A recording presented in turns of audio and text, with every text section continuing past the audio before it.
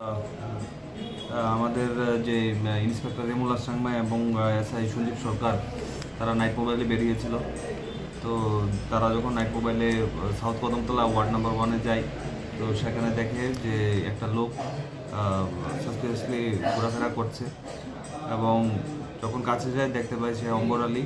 সে previously বিভিন্ন কেসে property offender একজন আমাদের এখানে, এবং বিভিন্ন কেসে সে ইনভলভ।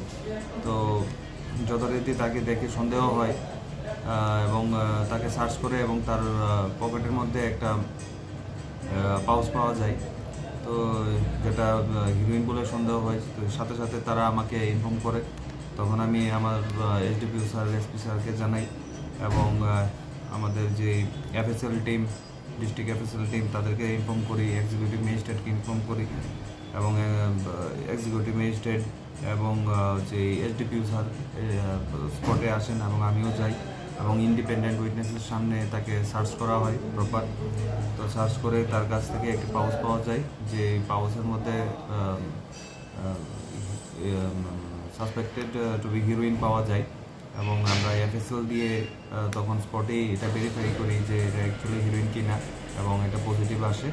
তো যথারীতি তাকে আমরা ডিটেন করি এবং একটা স্পেসিফিক কেস রেজিস্টার করি, যার case number Kadamtala PS case number 62/2025 এবং আন্ডার সেকশন হচ্ছে 22B এবং 29 NDPS।